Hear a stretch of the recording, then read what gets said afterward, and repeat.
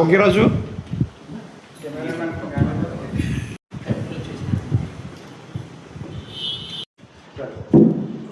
గని గారు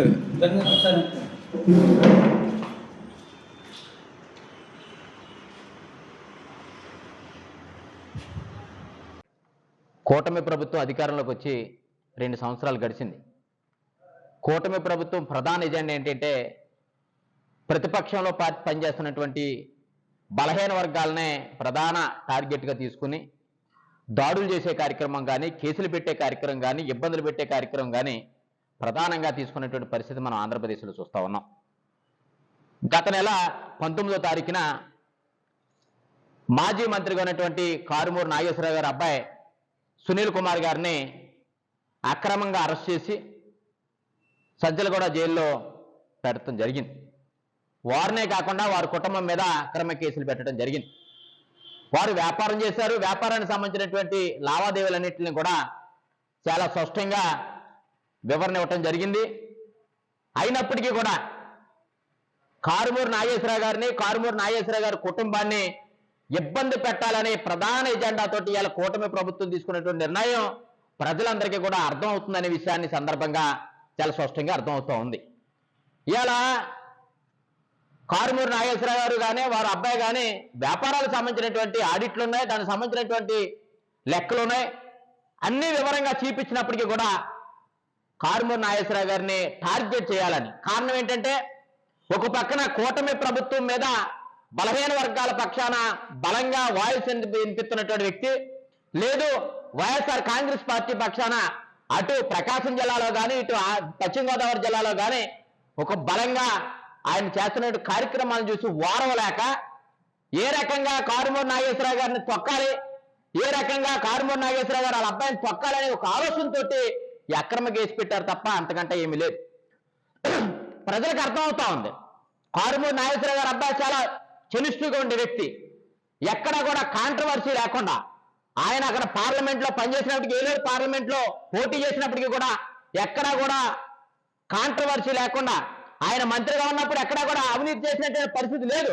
అయినప్పటికీ కూడా వారిని ఇబ్బంది పెట్టాలనే ఆలోచన కూటమి ప్రభుత్వం కారుమూరి నాగేశ్వరరావు గారిని ఒక్కరినే కాదు, గతంలో జోగి రమేష్ గారి మీద కానీ, లేకపోతే కడపలో ఉన్నటువంటి ఎమ్మెల్సీ రమేష్ యాదవ్ గారి మీద కానీ, లేకపోతే ఇడుదల రజనీ గారి మీద కానీ, లేదా అప్పలరాజు గారి మీద కానీ అనేక మందిని, అర్జున్ యాదవ్ మీద కానీ, నాగార్జున యాదవ్ మీద కానీ అనేక కేసులు పెట్టి, అక్రమ కేసులు పెట్టి ఇబ్బంది పెడతాయి. ప్రధాన ఎజెండా వైఎస్ఆర్ కాంగ్రెస్ పార్టీ బలహీన వర్గాల పక్షాన్ని నిలబడేటువంటి పరిస్థితి.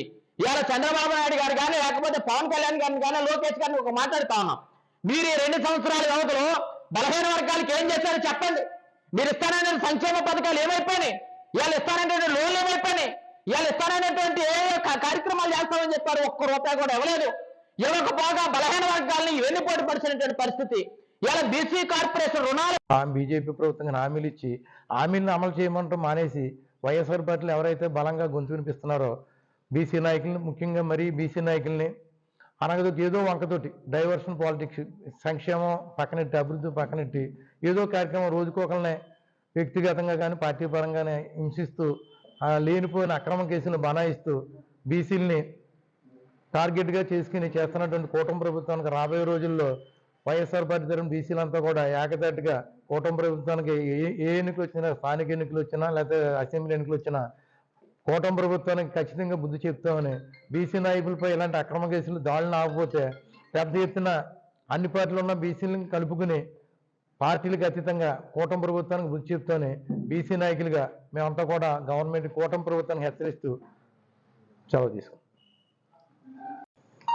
ఈ రోజున ఆంధ్రప్రదేశ్ పరిస్థితి ఎలా ఉందంటే, కూటమి ప్రభుత్వం అధికారంలోకి వచ్చిన తర్వాత సంక్షేమం, అభివృద్ధి ఫలాలని పక్కన పెట్టి వైఎస్ఆర్ కాంగ్రెస్ పార్టీలో ఎవరైతే బలంగా పనిచేస్తున్నారో వారిని అణగదొక్కాలని ధోరణిలో ఈ కూటమి ప్రభుత్వం పార్టీ పనిచేస్తుందని చెప్పక తప్పదు.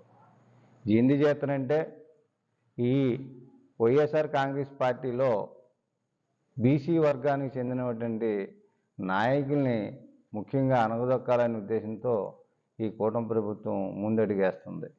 ఎందుకు చేస్తానంటే గతంలో చూస్తే మరి జోగి రమేష్ గారి ఇంటి మీదకి వెళ్ళి రాళ్ళు దాడి చేసి జోగి రమేష్ గారిని రాజకీయంగా వెనకడుగు వేయాలనే ఉద్దేశంతో కూటమి ప్రభుత్వం చేసింది. అయినప్పటికీ కూడా జోగి రమేష్ గారు మరి ఎంతైతే అణగదొక్కాలనుకుంటున్నారో ఉవ్వెత్తునంత పైకి ఎగిరి బీసీ వర్గాల్లో చైతన్యపరంగా ముందుకు సాగించిన సంగతి మనం చూస్తున్నాం. మరి అదేవిధంగా ఈ పశ్చిమ గోదావరి జిల్లాలో బీసీ కమ్యూనిటీకి చెందినటువంటి కారుమూరి నాగేశ్వరరావు గారి అబ్బాయి సునీల్ గారిని మద్యము కుంభకోణంలో ఇరికించి ఈ పశ్చిమ గోదావరి జిల్లాలో యాక్టివ్గా పనిచేస్తున్నటువంటి కారుమూరి నాగేశ్వరరావు గారిని కూడా వైఎస్ఆర్ కాంగ్రెస్ పార్టీ నుంచి మరి యాక్టివ్గా పనిచేస్తున్నటువంటి నాగేశ్వరరావు గారిని కూడా ఇబ్బంది పెట్టాలి, వాళ్ళ అబ్బాయిని ఇబ్బంది పెట్టాలని దురుద్దేశంతో మరి కారుమూరి సునీల్ గారిని కూడా మరి అరెస్ట్ చేసిన సంగతి మనం చూసాం.